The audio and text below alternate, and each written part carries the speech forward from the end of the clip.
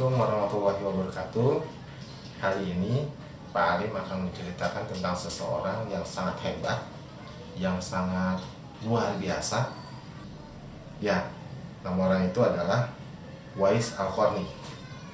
Ada yang tahu siapa Uwais Al-Qarni? Ya, ini ceritanya.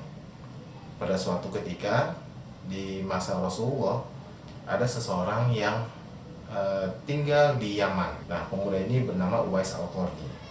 Nah, Uwais Al-Qarni ini punya penyakit yang lama diderita oleh dia. Tubuhnya itu belang-belang dan agak-agak cacat. Walaupun dia cacat, dia adalah orang yang sangat soleh dan berbakti pada orang tuanya, khususnya kepada ibunya. Nah, ibunya pada saat itu sudah sangat tua renta. Dan dia, Uwais Al-Qarni ini, tidak mau meninggalkan ibunya. Jadi selalu berada di sisi ibunya, merawat ibunya, kemudian menolong ibunya, menyediakan kebutuhan-kebutuhan untuk ibunya.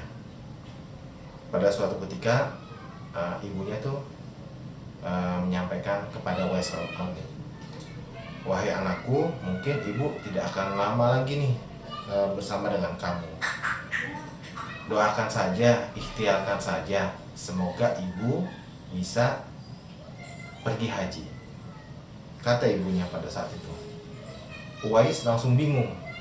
Dia langsung terdiam dan langsung berpikir, perjalanan dari Yaman ke Mekah itu sangat jauh dan butuh uang yang banyak. Padahal pada saat itu Uwais itu nggak punya uang sama sekali. Uwais itu termasuk orang yang miskin, keluarganya sangat miskin, sehingga dia tidak mungkin bisa berjalan melakukan perjalanan menuju ke Mekah untuk pergi haji. Kemudian Uwais berpikir bagaimana caranya permintaan ibunya itu bisa dikabulkan. Kemudian Uwais punya ide. Dibelilah oleh dia seekor lembu. Tahu lembu? Lembu adalah sapi. Nah, dia beli seekor lembu, anak lembu yang masih kecil. Kemudian apa yang dilakukan oleh Uwais kepada lembu itu? Kira-kira apa? Ternyata Uwais membuatkan kandang untuk lembu itu. Dibuatkan kandang, tapi tidak di dekat rumahnya. Dibuatkan kandang di atas bukit, tinggi banget. Setiap hari Uwais itu selalu menggendong anak lembu itu dari bawah, dari rumahnya gitu ya, untuk menuju ke puncak bukit. Setiap hari naik turun bukit. Orang-orang pada saat itu langsung berpikiran, ngapain Uwais begitu, seperti orang yang tidak ada kerjaan saja. Ada yang bilang Uwais seperti orang gila saja. Bayangkan setiap hari dia gendong lembu itu sampai ke atas. Setiap hari Uwais melakukan itu, naik turun bukit. Dan setiap hari pula umur lembu itu semakin bertambah dan semakin besar. Ketika lembu itu semakin besar, maka dibutuhkan energi yang besar pula. Dan setiap hari itu pula Uwais melakukan itu berulang-ulang. Kira-kira menurut teman-teman apa ya yang difikirkan oleh Uwais sehingga dia melakukan hal itu? Ada yang tahu? Nah, setelah 8 bulan 8 bulan itu bukan waktu yang sebentar. 8 bulan itu waktu yang cukup lama. Sampai 8 bulan berlalu di musim haji. Lembu Uwais sudah cukup besar. Dan akhirnya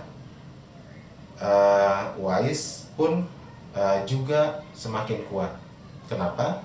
Karena setiap hari Uwais harus mengangkat lembu itu dari bawah sampai ke puncak bukit. Begitu setiap hari sampai lembu itu semakin besar.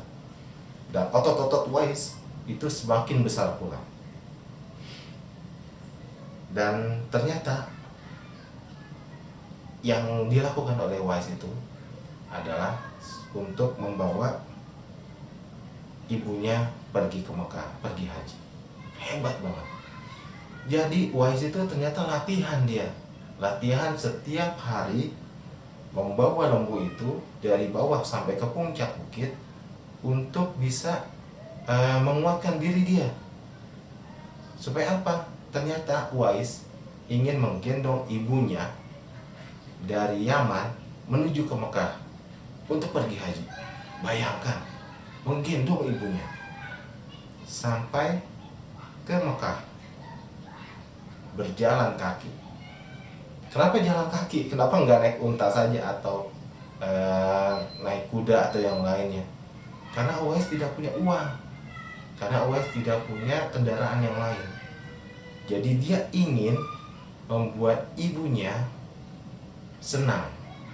Dia ingin mengabulkan keinginan ibunya untuk pergi haji.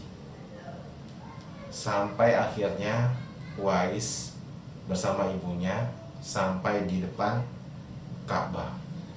Dia tawaf 7 kali. Dan ibunya terharu. Di depan Ka'bah ibunya bilang, "Ya Allah, ampuni semua dosa." Maaf. Ibunya terharu.